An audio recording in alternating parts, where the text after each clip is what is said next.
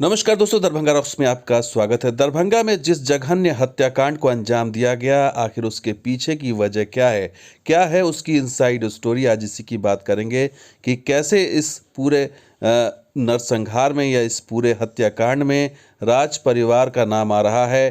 खास करके कपिलेश्वर सिंह जो हैं, जो युवराज हैं राज परिवार के, उनका नाम क्यों आ रहा है। और सबसे बड़ी जो सामने बात आ रही है वो ये है कि इसके पीछे लालच, सुनियोजित साजिश और पूरी प्लानिंग 2017 से ही चल रही थी।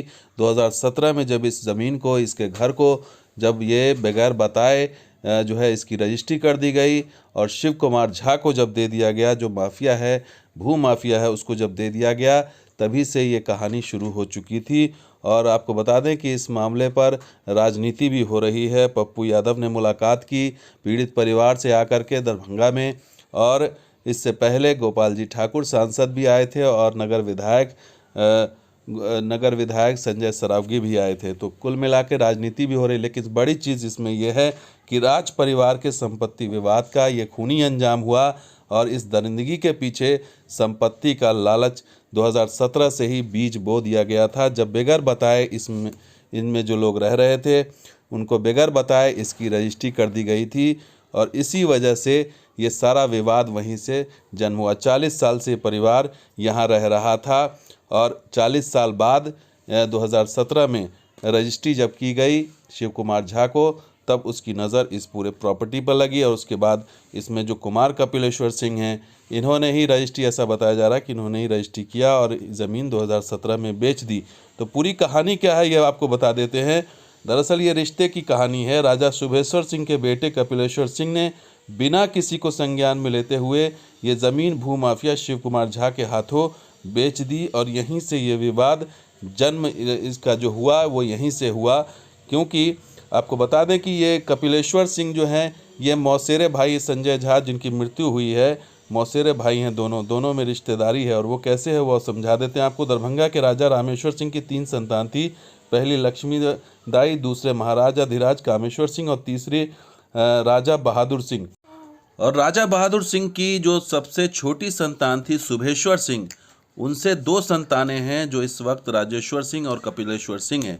और इन्हीं दोनों की ये संपत्ति कही जा रही है। और आपको ये बता दें कि शुभेश्वर सिंह के जो हैं, उनके साढ़ू श्रीनाथ झा जो हैं, वो पेशे से पत्रकार थे, उन्होंने ज़मीन दे दी थी।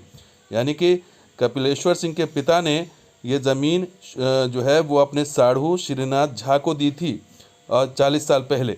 और ये वहाँ से उस समय जो है इसका ज़ुबानी खतियान यानी ओरल एग्रीमेंट हुआ था। उस वक्त जो है वो लिखित पढ़त में नहीं था ये मामला, इसलिए ज़ुबानी खतियान या ओरल एग्रीमेंट, हालांकि वो मान्य नहीं है और वो एक तरह से अवैध कब्जा ही कहा जाएगा, लेकिन ये चीज़ उस समय की गई। उसके बाद जब ये ऑन रिकॉर्ड नहीं था तो ये ज़मीन दरभंगा राज परिवार की थी और जिसे पीड़ित परिवार को दिया गया था। और राज परिवार के सदस्य कपिलेश्वर सिंह ने इस ज़मीन को भूमाफिया शिव कुमार झा के हाथों 2017 में बेच दी, जैसे हमने आपको बताया। और ये कहानी फिर कोर्ट में गई, लोअर कोर्ट से हाई कोर्ट पहुंचा, फिर मामला हाई कोर्ट के अधीन के है। साथ ही दरभंगा पुलिस के कमिश्नर ने मामले में स्टे ऑर्डर भी जारी कर रखा है। तो किसी भी पक्ष को ये जो है वो ऑर्डर नहीं आया था किसके पक्ष में ये भवन जाएगा, यहाँ पर किसके फेवर में होगा। लेकिन इस बीच ही ये सारा विवाद जन्म दिया गया और ये एक सुनियोजित साजिश के तहत कि पूरे परिवार को ही ख़त्म कर दिया जाए ताकि इस पूरे प्रॉपर्टी को कब्जा कर लिया जाए। इसमें बड़ी वारदात ये है और बड़े सवाल उठ रहे हैं। कुछ सवाल हम आपको ये भी बता देते हैं कि पुलिस की भूमिका क्या थी। ये जो घटना के ऐन वक्त पहले बिजली काट दी गई थी, अंधेरा हो गया था, क्या पुलिस को पैसा खिला करके पुलिस को मैनेज किया गया, अपराधियों ने मैनेज किया, ये बड़ा सवाल है। क्या मुख्य आरोपी को जानबूझकर घटना के बाद फरार कराया गया, क्या सरेंडर जेल जमानत की जो ये प्रक्रिया पूरी होगी उसके बाद ये आरोपी छूट जाएगा आराम से। और सबसे बड़ा सवाल कि विवाद के पीछे कपिलेश्वर सिंह की क्या भूमिका, वो चाहते तो शांतिपूर्ण तरीके से इसे हल करवा सकते थे।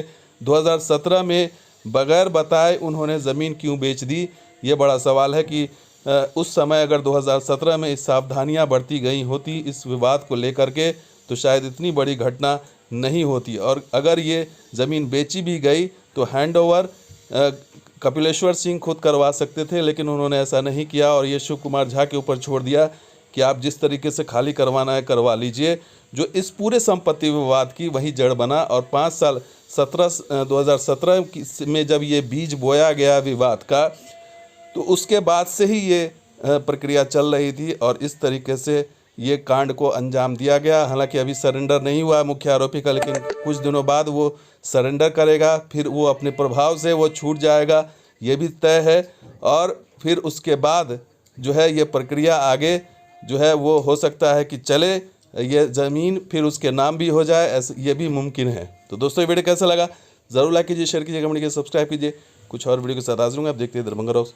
शुक्रिया, धन्यवाद। जय हिंद, जय बिहार, जय मिथिला।